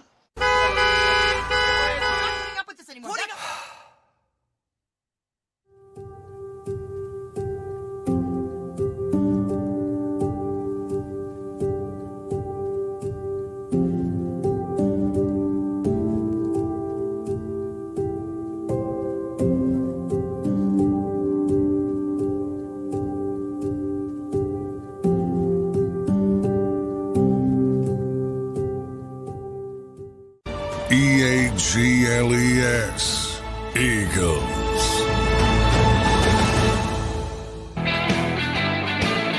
Back on this Thursday, John McMullen, Rob Ellis in for the Mac Man, hanging out with you. Appreciate it. See all you guys in the chat section. Hopefully, I'll see you guys a little bit later for Sports Take at noon with my guy D Gunn. We will have Al Morgani to talk about the Flyers draft. So looking forward to talking. All right. Yeah, Well, made a Flyers couple moves back last in night. I I like that they're interesting again, John. You know what I mean? I think they're working their way back in from apathy and who cares into, all right, I'm intrigued a little bit. I think they obviously have a very long way to go, but at least there's something back with them. Yeah. I go back to the 17,077 days. I got to tell you, Rob, I never thought I would ever live to see, in this case, the Wells Fargo Center, empty seats per Flyers games, because they had the most loyal, very small group compared to the other teams, but just incredibly, incredibly loyal. But man, they did it. I'm with you, John. So when I worked at Comcast Sportsnet and NBC Sports Philadelphia, our offices are right there in the Wells Fargo Center. And you know, I worked there from 1997 to 2000, and then back from 15 to 18, whatever. But those, especially those years, 97 to 2000, I mean, there would be plenty of nights where the Sixers, you know, it'd be half empty or whatever. Yeah. Oh, yeah. It didn't matter how good, bad the Flyers were. They were sold out. Not only were they sold out, like their fans were pumped before every single game. And I'm with you. Like I said, no matter what, Flyers are always beloved by their group, and you had to do a hell of a job to destroy that, and they did. But I think this group that's in there now understands, not to get off on the whole Flyers thing, but understands that what's been done and what they have to do to try to fix this thing. I think they get it. They're not kidding themselves. Yeah. And it's a long road back when you hit that apathy. But now, it's kind of different. Now you're back. I call it Sixer mode. The Sixers are relevant when they're good. If they're not good, they're not going to be relevant because, and to a certain degree, the Phillies are like that as well. Yeah. The Eagles are the only team that sort of is immune to that at this point. But now that I've seen the others go through it, who knows? Yeah. Nobody's totally Teflon, I don't think. All right. Speaking of that, so 14-3 last year, you know, Super Bowl, lose by 3 points, the whole nine. Amazing run. Schedule looks tougher, and it's always dangerous to do the whole win-loss thing because of injuries and everything else that comes with that. But it does appear to be, more challenging, better quarterbacks, etc. I'm on the record as saying 11 wins could mean you're either as good or even better than last year, even though you're 3, games lesser in the standings. And it doesn't mean they're not going to get back to a Super Bowl if that's the case. I just think because of the schedule, because of some of the changes that they've had, it could be more of a difficult road. Where do you fall with that, the win-loss thing? I'm with you. I think they could win less games and be better. My problem is I don't see how they can be better than last year's team. I'm not going to go back to, Chuck Bednarik days, but I've said it pretty consistently that this is the best Eagles team I ever saw, last year's team. I think they were better than the Super Bowl team. I think they were better than the TO team. So in the modern era, that was the best Eagles team I've ever seen from top to bottom. Are you going to be able to do better than that? Right. That's a pretty high bar that was set. I mean, other than winning it. Yeah. But that's what I mean. The best team doesn't always win. Now you're a 4-4 guy. So I'm probably taking this too far, but I'll make another. The Phillies team that won the World Series and the Ryan Howard, the Chase Utley group, Jimmy Rollins group, I argue that was, they had at least 2 teams. The team that lost in the World Series to the Yankees was better. Yep. The team that lost early in the playoffs was better. Yeah. It was like the 4-year run. It might have been the worst team that they had. Yeah. But they won. I have this argument with Jody Mack all the time. He's like, no, if you win, you're the best team. No. Yeah. The Giants were not better than the 16-0 Patriots. They were on one day when they needed to be, but they were not a better team. The Eagles are going to have a really difficult time matching the standard of that team last year. Doesn't mean they can't win. Right. If things break the right way. But I'm with you. They're not going to win 14 games. Part of it is the schedule. Dallas won 12 games last year. I think if you get 12 this season, you win the division. If either of those teams can get there. And I'm with you. 11 might win the division. And it starts with the AFC East, Yeah. Think about the Jets are now good with Aaron Rodgers, are projected to be good. Miami's a good football team. The Patriots are probably the worst team in that division, and we all know Buffalo. That's difficult, and everybody's got to deal with that division. Right. Well, that's the thing. We talk about it, and we act like the Cowboys aren't playing a very similar schedule. Yeah. They are. So, but that's the other thing is that New England game's a little tricky, John. Think about it. Belichick an entire offseason. Well, whatever time they start preparing when they get the schedule, but Belichick preparing for the Eagles, Bill O'Brien stepping in there where it's not going to look like it looked last year offensively for them. They got Matt Patricia. That's true. You got the Patricia factor. Forgot about that. But no, really. I mean, that's and the Eagles barely escaped last year. I know we came to find out that Detroit was a lot better than we thought. But still, I mean, I see a very tight game in that opener. Hey, man, I'm going to pump myself up. I said it week 1. I said, I don't like going on the road week 1 in any scenario because your fan base is fired up, even if you're a bad team, as most projected Detroit to be. Turned out to be they weren't, but most of them did. Most people thought Detroit. Jody said it all the time. Oh, they're going to run by. I'm like, those fans were fired up, Rob. That was one of the loudest buildings I've ever been in. And typically, if you get the Giants the Lions post Thanksgiving on a usual year, there's 40,000 people in there. It's dead. Right. That's when you would want the Lions. Right. Not that week 1 where everybody's still fired up. They don't know they're bad yet. Now, it turns out they were a good team as well. It took them a while to get there, but I remember Dallas Goedert told me late in the season, and this was before the playoffs, so, Yeah. but late in the season, and it was unprompted.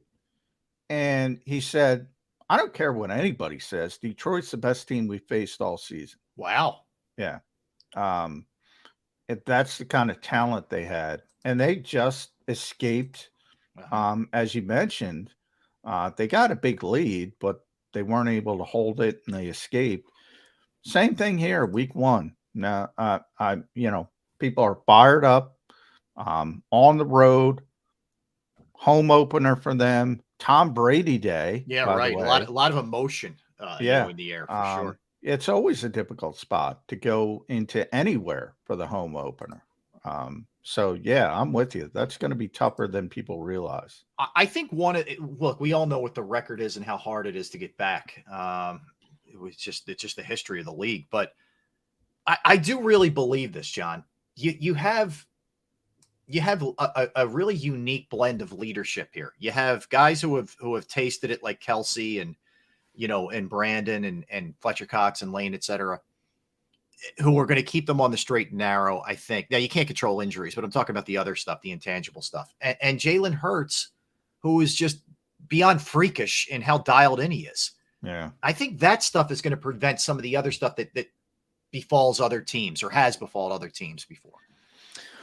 I agree. It's nice to have. I mean, they stole it from the Yankees, the Jeter Yankees, but the core 4 of this group, and you mentioned them. I mean, that's part of it. And then you have the most mature 24-year-old we've all ever met. Jalen Hurts is, he's different. And that leadership is a big part of it.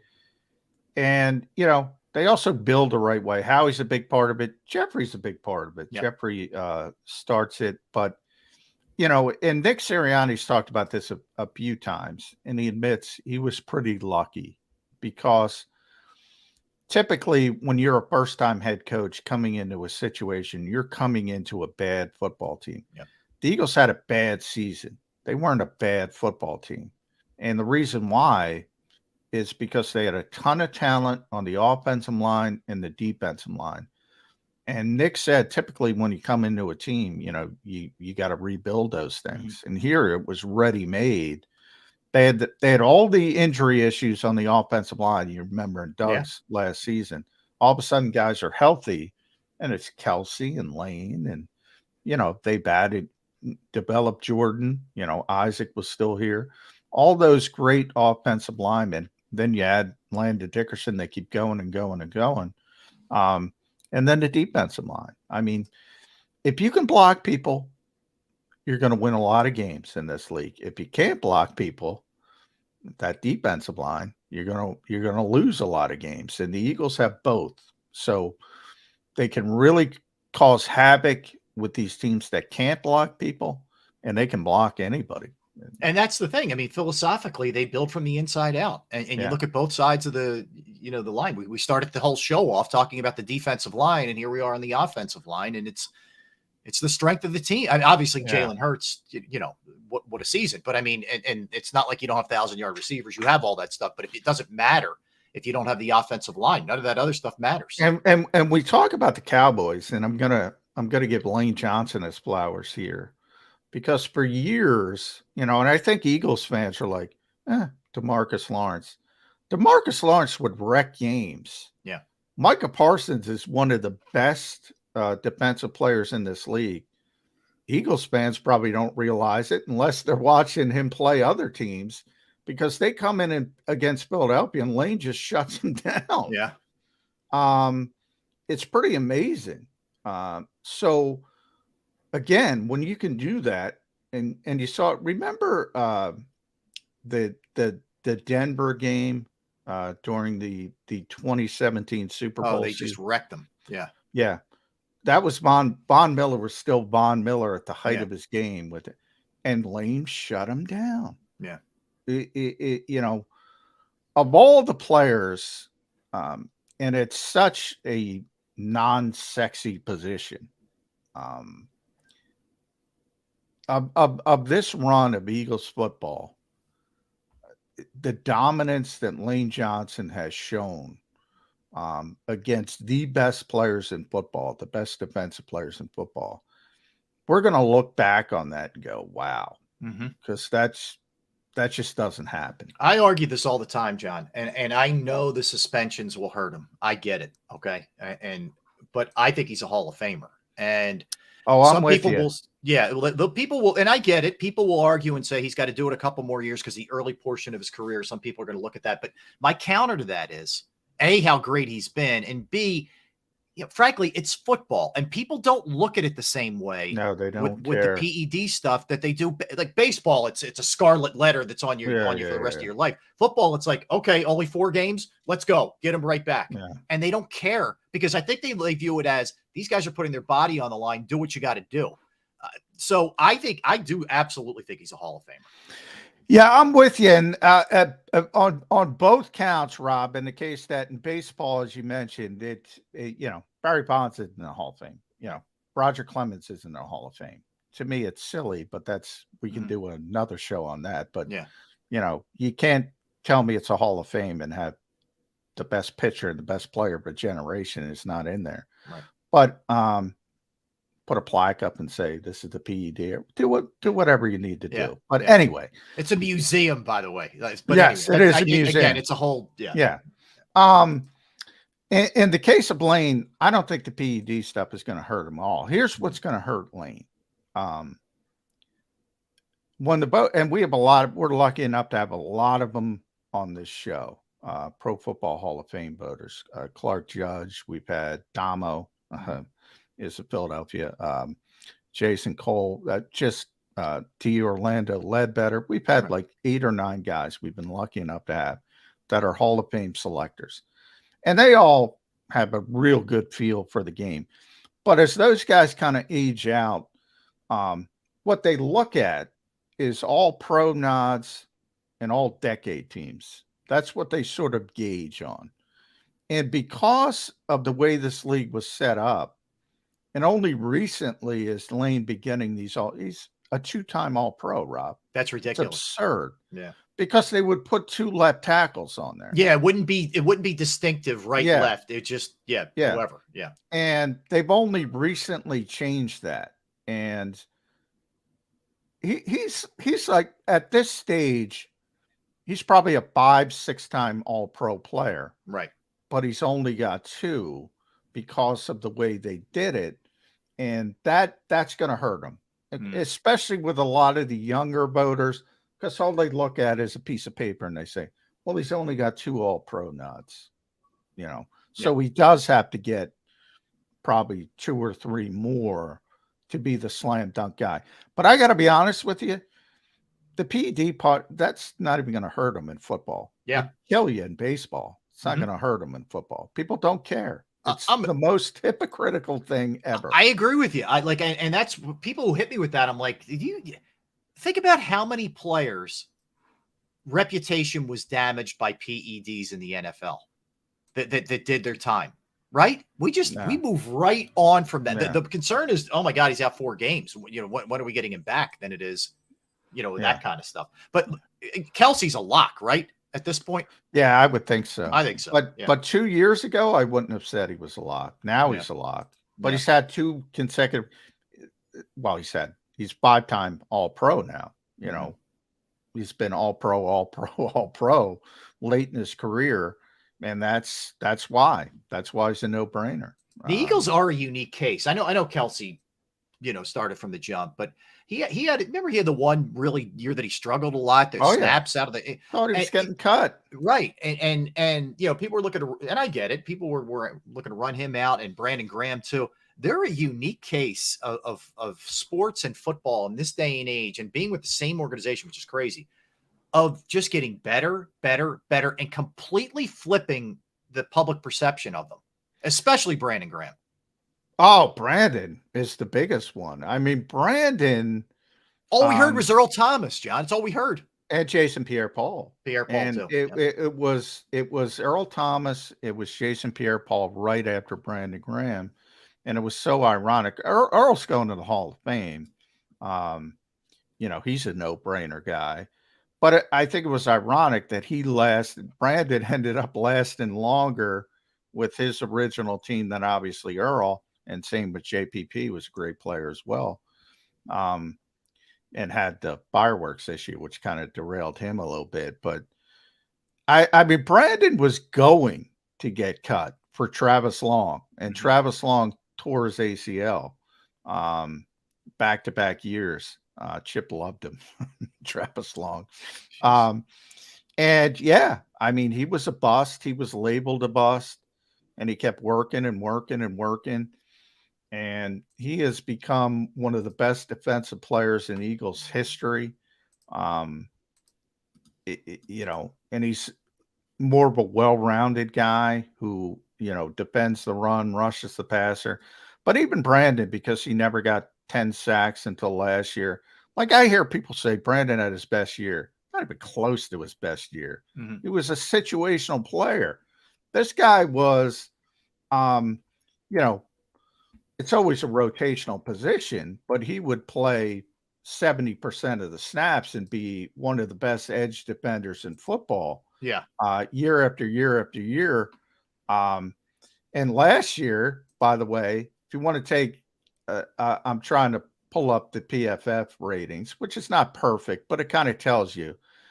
So if you go back to 2012, Brandon was 2 of 92, rated number 2 of 92 edge defenders in the NFL. Wow. Then he was 20 of 88, 6 of 99, 10 of 108, number 2 of 111 in 2016, number 5 of 108, number 7 of 104, number 15 of 104, number 10 of 110 in 2020. And last year was number 5 of 119. You talk about That's consistency. Just a great player.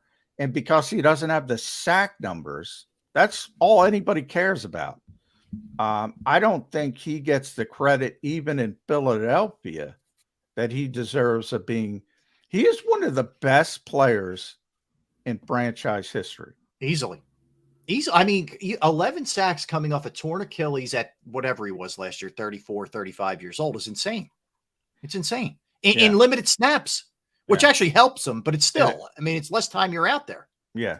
Well, yeah. I mean, people love sacks. I mean, especially in this town. But he's always been good against the run. He was always a willing run defender. He was never just a specialist. He was never a guy. He wasn't Jason Babin or whomever. You want to throw out. But that's a great example. I mean, Brandon Graham. So that was 1, 2, 3, 4, 5, 6, 7, 8, 9, 10 years. 10 years where he was a top edge defender in football. And a lot of people want 20 sacks from Jason Babin, who was, didn't even play the run at all. Mm-hmm. So, yeah, I talked about the esoteric nature of Jordan Davis. There's a little of that with Brandon Graham. I think people, because he's so popular, right? He's got such an infectious personality. People love him. But I still get that feeling, and Rob, you get to talk to callers all the time. I get that feeling. They don't realize how good he was. No, I don't think they did either. I think for a long time he was underrated in the city. Now he's appreciated. Obviously the strip sack and the Super Bowl and all that kind of thing, I think just put him into a different orbit. But you're right, John. It's more of, boy, he's really good, and what a great guy. It's like, yeah, he is a great guy, but this dude was a beast on the field. He really was, and I'm with you. I don't know that he got his just due necessarily, at least in the early years. Like, I think he's certainly getting it now, but it took a while. Well, and I've talked to so many opposing coaches over the years, and every single one of them, offensive coach Rob would say, we got to block 55 and 91. I mean, that's where it would start. Mm-hmm. And that's who they game plan for. That's who they game plan for with the Philadelphia defense. And I don't think people recognize that. I just don't. I can't explain it because he's extremely popular. We had talked about that in the beginning. He gets it like Jason gets it, but I think Jason's at a different level. Like, I think Brandon's not going to the Hall of Fame. No, Eagles Hall of Fame, but not Pro Football Hall of Fame. Yeah. No. And I think he's every bit the player that Jason Kelsey has been. Every bit on the other side of the Yeah, it's a football. good point. It's a good point. I think it's because there's so much more It's like home runs. You don't necessarily appreciate a guy who's going to get on base a ton. Yeah, the well-rounded guy. Yeah, exactly. You want Ryan Howard versus the 5-tool guy who maybe hits 300 with 20 home runs and on base percentage through the roof. Et cetera. Nolan Smith. Let's stay on the edge for a minute here. In terms of reps and opportunity snaps and whatnot, do you see him playing a big role, or is this going to be one of those understudy roles that maybe Jordan Davis and Nakobe Dean had last year? Yeah, I think they're going to start him out slowly because they have so much depth. I mean, Hassan is, Defensive Player of the Year candidate. Right. Josh Sweat may be the most underrated current Eagle. Great player, Pro Bowl level player. Brandon Graham is still, you saw him in a situational role. There's only so many snaps to go around when it comes to edge rushers. So if you think about last year, the plan, Rob, was Derek Barnett was going to be that fourth guy, and he tore his ACL in week 1. The Eagles never got what they wanted. They were looking for it. Patrick Johnson couldn't do it. They traded for Robert Quinn. That didn't work. They want that fourth guy. Nolan's going to be that fourth guy, but 25, 30% of the snaps, if that. Reddick and Sweat are too good. I mean, now injuries aside, obviously you'll get an opportunity, but you don't necessarily want that. It's a luxury. They can afford to take their time with Nolan Smith, which I think is a good thing. Yeah, it's a good thing. No doubt. Yeah. I thought this was very cool. I don't know if you saw this, but Nakobe Dean, who was a phenomenal student at Georgia as well. Oh yeah. Is going back to finish up his degree. Which I think Brandon Graham actually just did this at Michigan. Jalen Hurts got his master's. Yeah. I think that to me, speaks volumes about him. He was a mechanical engineer, and he's going back to finish up at Georgia. That's pretty cool. Yeah, Nakobe, and that's one of the things why people are so excited at the NovaCare complex. Nakobe is really smart. Yeah. So, there's a concern when you put that green dot typically on a young player. Can they do it? Can they handle it? There's really no concerns about that with Nakobe. And there shouldn't be. I mean, the issues with him are played 34 snaps.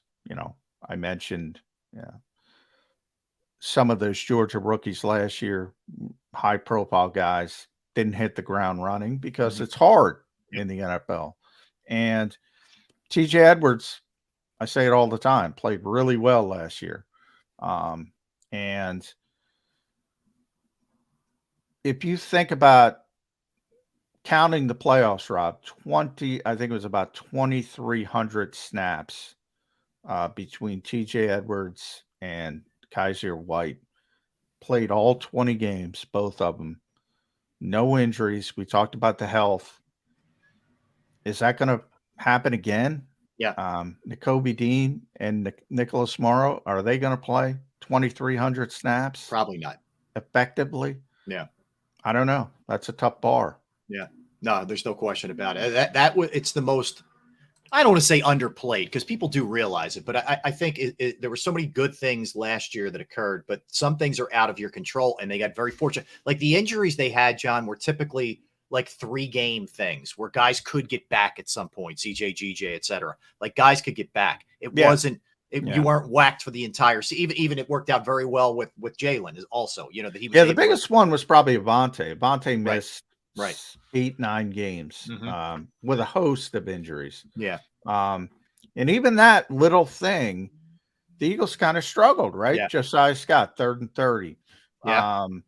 And back when, if you remember when CJ was out, Rob, That's when Reed Blankenship came in. And then when CJ came back and Abante got hurt, they put CJ in the slot and said, you know what? Reed's better than Josiah, so let's manipulate it that way. Right. And we're talking about Zach McPherson. Hopefully he's going to be on the show tomorrow. Now they have better depth behind Abante Maddox. But yeah, I talked about Edwards and White, Slay and Bradbury, 20 games. Wow. Out there, freaking unbelievable. It's crazy. The It is health on that crazy. team. All right, let's get a quickie in here, John, and we'll put a bow on this bad boy today. It's been a lot of fun, gone fast for sure. So we'll get a quick one in. We'll come back. Don't go anywhere. Final segment coming up. That's John McMullen. I'm Rob Ellis. I'm in for Jody today. Birds 365. Right back.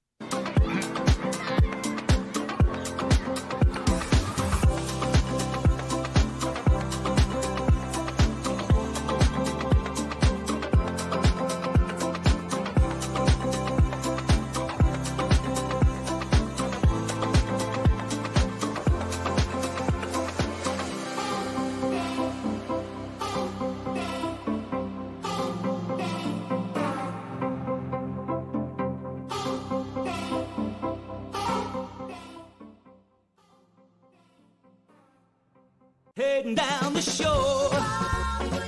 Have a ball once more. Here, imaginations run wild and time stands still. Because here, you can find the best of the Jersey Shore, all on one 5-mile island. So leave the old you behind and get lost in the woods. Wild, wild, wildwood days.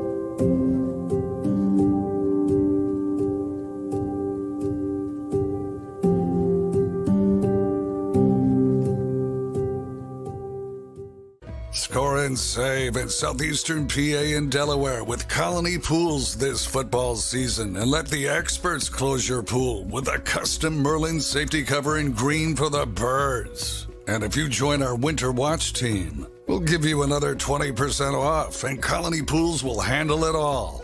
Keep your tiles on your pool, not in your pool. Fly with Colony right now, birds fans. Visit flywithcolony.com. Hi everybody, my name's Jason Lombardi. I'm an inspector at DryTech. At DryTech we offer 3 major services, the first one being basement waterproofing, the second service we offer is foundation and structural repairs, and then the third service that we offer is mold remediation. If you feel you are having a waterproofing issue, give DryTech a call or check us out online.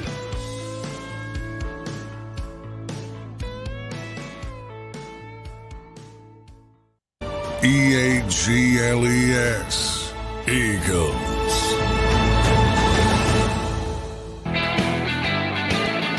We're back. Yes. What's up, everybody? Rob Ellison for Jody Mack, along with John McMullen, Birds 365. So, John, tomorrow you guys will have Zach McPherson. That should be fun. Catching up with him tomorrow. Yeah, hopefully. I never say, who knows? Training might get turn. Yeah, but, it's good to have, by the way, Milton's from Texas. I believe Zach. Now, Zach went to Penn State, then he transferred to Texas Tech. Yes. I believe he lives in Texas. Okay. Good to have those guys back in South Jersey. In the Philadelphia area. Yeah, 7-on-7 Summer Classic on Saturday at 11 a.m. It's at Eastern Junior Vikings Field in Voorhees. And it'll be, I think it's Team Milton Williams against Team Zach McPherson, right? Yeah. So pretty cool. Doing stuff for the community. So young players. We always thought we'd been talking a lot about the Jason Kelsey's of the Brandon Gramps. We saw all the fun everybody had down at Seattle, yesterday. He had some fun. Good to see the young guys getting involved in the community as well, because, hey, Jason's not going to be here all the time. Brandon's not going to be here all the time. And they're far closer to the end than the beginning. That's just the reality. So, next group has got to come along. Now, Jalen Hurts is obviously the leader there, and that's a good leader. But other guys got to step up as well. Yeah, and everybody leads in different ways. Like I can't see Jalen Hurts doing, chugging contests. No, he's not gonna chug. That's going to be the offensive lineman. Man, who knows? Maybe Lando takes over. Maybe was he? I think he was down there. Overalls yesterday. Yeah, he was down there in those overalls. He's a trip, man. Yeah. And him and Jordan are thick as thieves. Jordan Mailata. Jordan was his best man. They just met. He was his crazy. Best man. Yeah. That's pretty cool, man. Yeah, Jordan's one of a kind too. Did you see him? Yeah. I forget who. Oh, Darius Rucker. Darius Rucker in Wildwood. Was it Barefoot or whatever the concert was? Pulls him up there, and he's that dude, man. He has no fear. He's got tremendous pipes. I mean, he is a tremendous singer to the point where you start saying, "What are you doing, man? And what are you beating yourself up for?" Now, do you think he's the type who will stay here in the States when his playing career is done, or we go back to Australia? You think? I think he'll stay. Okay. He loves it here, and he's becoming very popular. So. You never know, but he's also going to have, his spouse to deal with. So it's true. He'll stay.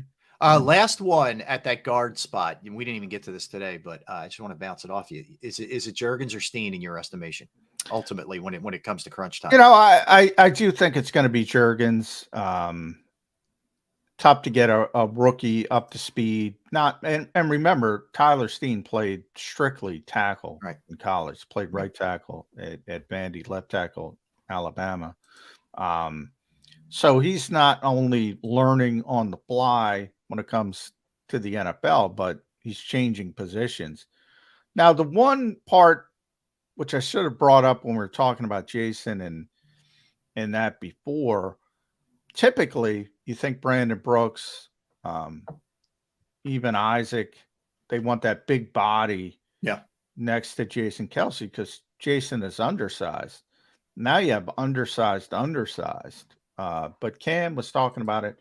Just got to go about it a different way. It's just going to be more athletic and maybe it looks a little bit different, but maybe it works out. The good news is the depth. I mean, all right, if Cam can't do it, you go to Tyler. If Tyler can't do it, your worst case scenario, Rob, Jack Driscoll. Yeah. Who's confident. Swiss Army knife. Yeah. No doubt.